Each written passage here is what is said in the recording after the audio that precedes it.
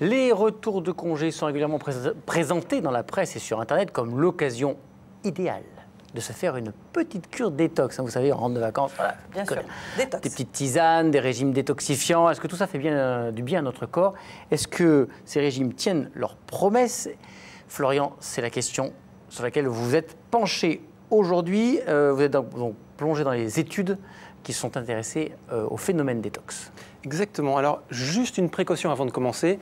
Le mot détoxification, il a plusieurs sens. Notamment, ça désigne le fait de dégrader des molécules dans une substance, par exemple dans un champignon pour le rendre comestible.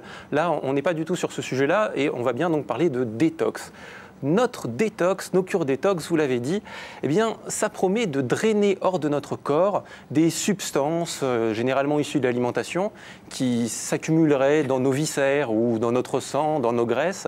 De best-sellers diététiques en site web, les promoteurs de la détox nous disent aussi que nos organes, les canaux par lesquels sont normalement excrétées les substances toxiques, eh bien, ils travaillent trop, ils se bouchent, ils se fatiguent, il faut donc les aider. C'est vrai que les résidus d'aliments qui stagnent, les organes d'évacuation qui se bougent, ça fait un peu plomberie, ça ne fait pas très biologie. Exactement, Marina. Et on va briser le suspense. C'est le sentiment unanime des chercheurs, des pharmaciens et des médecins qui ont essayé de donner du sens à ces promesses. Alors, en 2011, il y a une synthèse méthodique des études scientifiques qui a été lancée par un chercheur britannique. Et il concède avoir eu un tout petit souci, c'est que dans la littérature scientifique ou médicale, les concepts et notions liés à la détox n'existent pas. C'est sûr que c'est un peu gênant.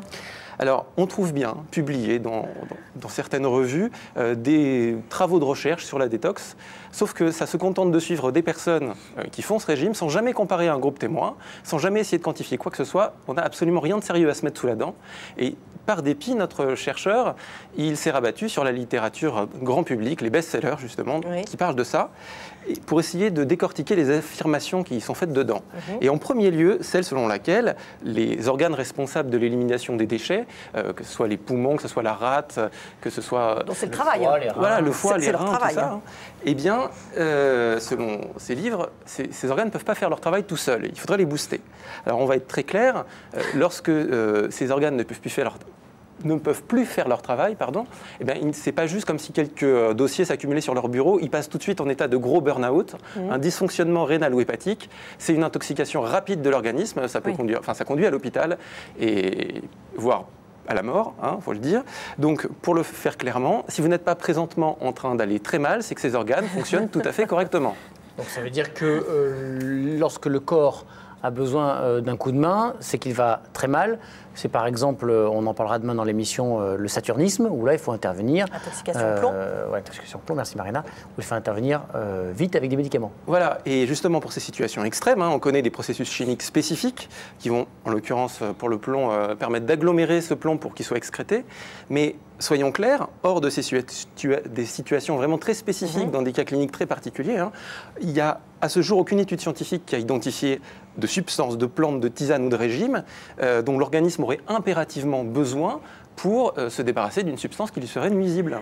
D'ailleurs, il faut bien dire que dans les livres dont on parle, le mot toxine, il est agité un peu dans tous les sens, mais il renvoie assez rarement à quelque chose de très précis. Exactement, et notre étude britannique, elle concluait sans détour, je cite, « La détox n'est pas plausible d'un point de vue biologique et n'est pas prouvée d'un point de vue clinique. Ce concept ne veut rien dire et aucun procédé n'a encore jamais prouvé le bénéfice thérapeutique. La détox, c'est de l'intox. » C'est bien, ils vont être contents les producteurs.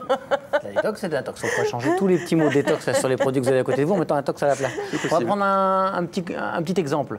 Lorsque, par exemple, on suit un régime parce qu'on se sent vaseux après une grosse fête. Alors, je vais vous lire les conclusions d'un collectif de toxicologues et de diététiciens qui s'est attelé au dossier détox en 2014. Selon eux, si vous vous sentez un peu fatigué ces derniers temps, aucun thé ni aucun jeûne ne vous permettra d'aller mieux. Mieux vaut, je cite, prendre un grand verre d'eau du robinet et se coucher tôt.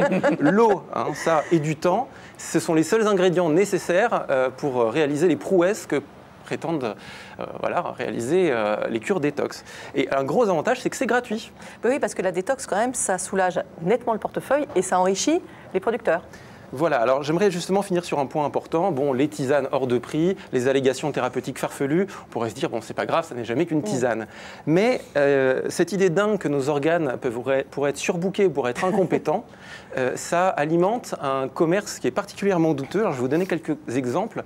À grand renfort d'images truquées, on va par exemple vous vendre l'hydrothérapie du côlon. Ah oui. Alors voilà, ça on prétend qu'il y a ça dans votre côlon et que sans détox, vous ne pourriez pas le faire sortir. Ça en réalité, ce sont des morceaux d'intestin qu'on laisse pourrir et après on prétend que c'est quelque chose qui est contenu dans l'intestin.